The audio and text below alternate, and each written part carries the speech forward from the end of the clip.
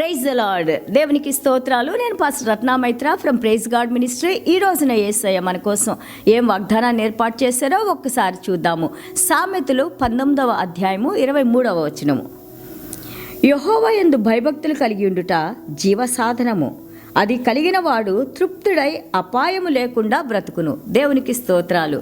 ప్రావెర్బ్స్ chapter 19 verse 23. The fear of the Lord leads to life, and he who has it will abide in satisfaction. He will not be visited with evil. దేవునికి స్తోత్రాలు. మన Bible గ్రంథంలో మనం చూసుకున్నప్పుడు 66 పుస్తకాలు ఉన్నాయి. ఆదికాండం నుంచి మనకి ప్రకటన గ్రంథం వరకు.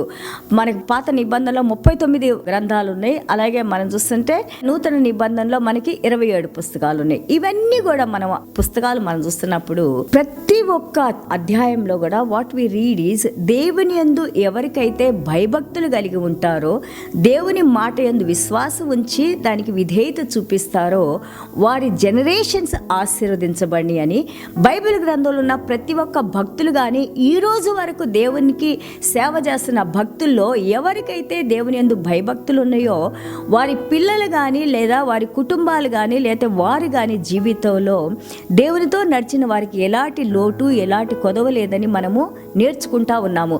The main reason why God blesses you is the fear of the Lord is beginning of your wisdom, beginning of your prosperity, beginning of your success, beginning of your long life, beginning of your honor, beginning of your favor.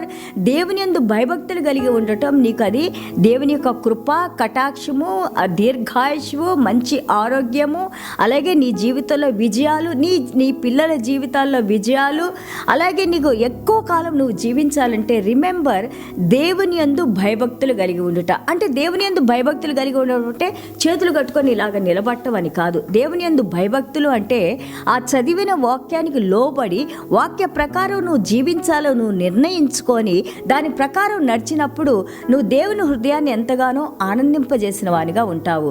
దేవునితో నడిచే బిడ్డగా ఉంటావు. దేవుని యొక్క వాగ్దానాలు పొందే బిడ్డగా ఉంటావు. సో పర్స్యూ ఆ జ్ఞానం కావాలని నువ్వు కోరుకోరంటున్నారు. ఎందుకు?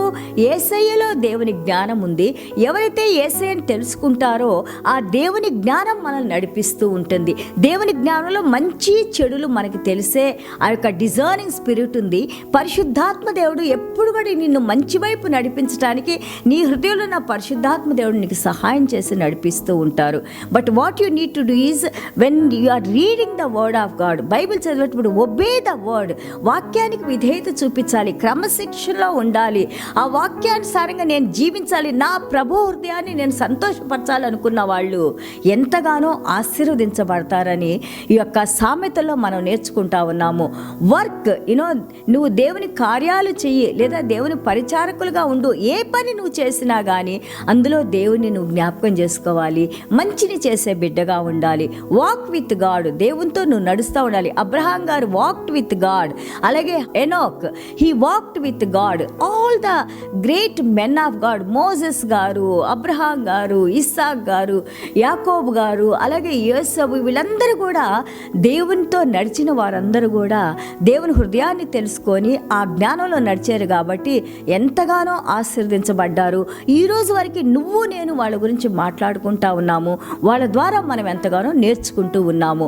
మ్యాన్స్ ప్లాన్స్ ఇక్కడ అంటారు, మనుషుల యొక్క ప్రణాళికలు, మనుషుల యొక్క నిర్ణయాలు కూడా అవి దేవునికి సమర్పించి మనం ప్రార్థనలో పెట్టినప్పుడు మాత్రమే అవి విజయాన్ని పొందుతాయి. నీ ఇష్ట ప్రకారంగా ఏదంటే అది నువ్వు చేస్తా, అయ్యో నేను ఇది చేస్తే ఎందుకు నాకు ఆ సక్సెస్ రాలేదు, నా బిజినెస్ ఎందుకు లాస్ అయింది, నాకెందుకు ఉద్యోగం రాలేదని మనం మన సొంత ప్రణాళికల ప్రకారం మనం చేసినప్పుడు అది మనకి వర్తించదని దేవుని వాక్యం తెలియజేస్తుంది. అండ్ ఆల్సో డెవలప్, నువ్వు నీ జీవితంలో ఈ యొక్క మార్గంలోకి నువ్వు రావాలి, నువ్వు కృషి చేయాలి. హెల్తీ డిసిప్లిన్, క్రమశిక్షణ అది నీకు నువ్వు తీసుకోవాలి. కానీ దేవుడు పరలోక రాజ్యం నుంచి నీ మీద క్రమశిక్షణ వదలరు. ఎందుకంటే you need to decide in your mind, I want to walk this way, I don't want to do wrong things, Nar I want to please God, I want to obey God, I want to honor God, I want to live in God. That is your decision. When you take that decision, you must have the discipline to follow that decision. దేవునికి స్తోత్రం. ఒక నిర్ణయాన్ని తీసుకున్నప్పుడు క్రమశిక్షణలో దాని ప్రకారం నడవాలి అనే భావన నీలో ఉండాలి, దాని ప్రకారం నువ్వు నడుచుకోవాలి. అండ్ ఆల్సో చూడండి, మనకి సామెతలు 22 మనం 4వ వచనం చూస్తూ ఉంటుంటే ఆయన అంటారు, బై హ్యూమిలిటీ, నిన్ను నువ్వు తగ్గించుకోవటం ద్వారా నీ యాటిట్యూడ్, నీ లైఫ్ స్టైల్, నీ యొక్క ప్రవర్తన, నీ జీవన విధానము, నీ జీవన సరళి మార్చుకున్నప్పుడు, నీకు నువ్వు దేవునికి సమర్పించుకున్నప్పుడు ఆయన అంటున్నారు, రిచెస్, సంపద, సంపద అన్ని విధాలైన సంపద, I want say only money, ఆత్మీయ సంపద, ఆర్థిక సంపద, మంచి ఆరోగ్యము, దీర్ఘాయుషు, నీ కుటుంబంలో శాంతి, నీ పిల్లలు బాగుండటం, ప్రతి ఒక్కళ్ళు కూడా నీ చుట్టూ ఉన్న వాళ్ళందరూ కూడా ఆశీర్వదించబడటం, ఇవన్నీ కూడా రిచెసే. అండ్ ఆనర్, దేవుడు నిన్ను ఘనపరుస్తారంట. And life is there, you know, ఆయన నీ యొక్క ఆరోగ్యాన్ని, నీ జీవాన్ని లేదా నీ ప్రాణానికి లాంగ్ లైఫ్ ఇస్తారంట. You walk and your children will be blessed. నువ్వు మంచి కార్యాలు చేస్తూ మంచి మార్గంలో నడిచినప్పుడు అవి నీ బిడ్డలకు కూడా ఆశీర్వాదకరంగా ఉంటుంది. Fear of